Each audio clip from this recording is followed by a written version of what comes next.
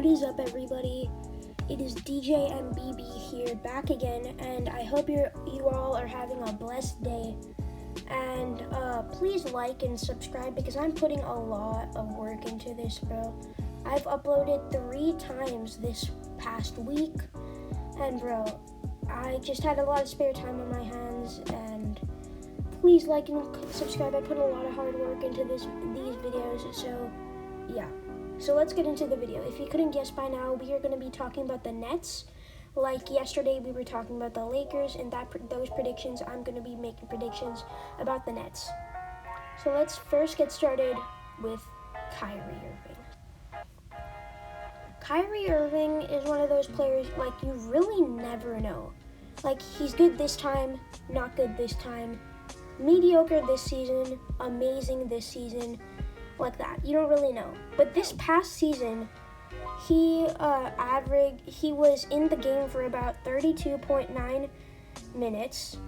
He averaged points 27.4. His field goal percentage was 47.8%, and his rebounds were 5.2 rebounds, assists and were 6.4. And those were some of his best stats ever since 2016, and that's when he won his first NBA championship alongside LeBron James with the Cleveland Cavaliers. And that just shows something, because Kyrie Irving, he made his debut in the middle of the season. He had some injury problems, stuff like that, and then in the bubble, he didn't even play, and that's why the Nets got knocked out in the first round. And I don't really have too much information about this. I have to go back and research. But Kyrie Irving, the reason why he was traded away from the Cavaliers to the Boston Celtics was, well, he demanded that trade because he didn't want to be that second option. And because LeBron was the first option. But he went to the Celtics because he wanted to be the first option, best player on their team, and just wanted to be the leader. So, but when he went to Boston, he did well some seasons, but then he just had that big injury in the middle, and then the whole Kyrie Irving, Gordon Hayward team up was just a big disaster. And now it ends up that Kyrie Irving and Gordon Hayward aren't even playing for Boston anymore, and that team up and trades happened only 2 seasons ago. And now the Celtics are in that kind of spot where it's like they're good because they have Jaylen Brown and Jason Tatum, but they don't really have anybody else. Oh yeah, Kemba Walker too. But yeah, and Kyrie Irving, he said he wanted to be the leader, and this Brooklyn Nets team is a very young team with some experienced players like Joe Harris, Spencer Dinwiddie, phenomenal players. But Kyrie Irving was trying to be like that glue, to like stick them all together, basically the face of that team for that season. But the problem was that when he didn't come to the bubble, it made a big statement that he was not going to go to the bubble, and that just shows his leadership, because Spencer Dinwiddie, Joe Harris went to the bubble, but Kyrie Irving didn't, and that's not a good display of leadership right there. So Kyrie Irving, he's just a weird topic to talk about. But those are my thoughts on Kyrie Irving. Next, KD, Kevin Durant, and these are his stats from 2018, the Warriors. His last season with the Warriors, 2018, he averaged 34.6 minutes per game, 26 points, field goal percentage was 52.1%, and his 3-point percentage was 35.3%. Rebounds 6.4 and assists 5.9, and those are some pretty good stats. but not his best. Because back in 2009 with the Thunder, even he had his best scoring, he had his best points per season ever. He averaged 30.1 points per game. And I think that was the season he won his MVP. But that is those are some numbers we haven't seen in a long time, because ever since then he's been averaging 25 to 27% percentage for points, and 35.3% for three-pointers aren't that bad actually. They are pretty decent, pretty good, and also Kevin Durant is that guy. He can pull up from anywhere and he can just make that bucket. He's not like a guy like Joe Harris that can make it consistently, but he can like pull up when needed. And a lot of people are saying that Kevin Durant, once he comes back and Kyrie Irving is there, and once they're all good, they are going to be a force not to reckon with in the East. But I don't think that's the case.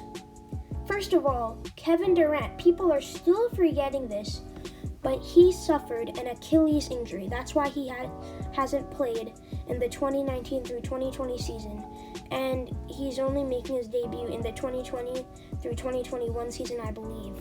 But an Achilles injury. The last time we saw that with a star player around his caliber was DeMarcus Cousins.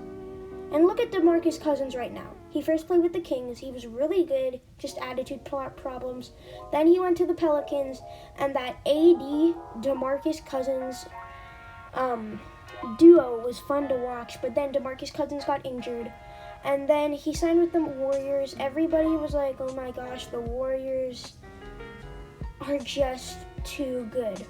And then DeMarcus Cousins played. He looked really good. Like he came back from the Achilles injury, got injured again, signed with the Lakers, won a championship, sitting out, and now he's with the Rockets. And he looks like he's about to retire in 2 seasons or less.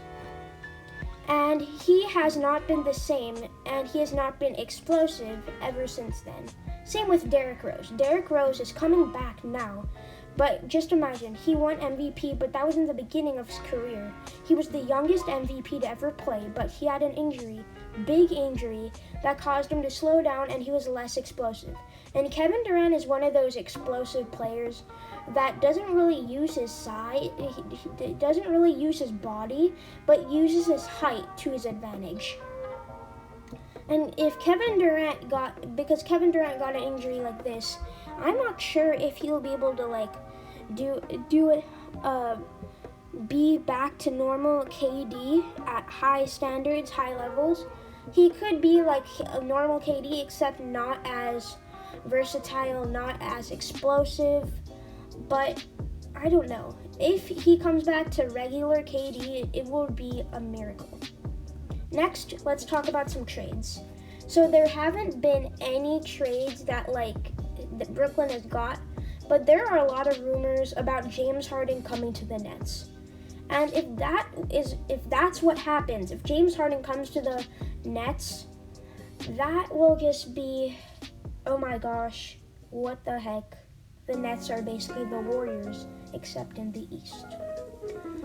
James Harden is one of those guys who you never really know either. But he is one of those guys who really deserves a championship, works hard, and he is very good at scoring.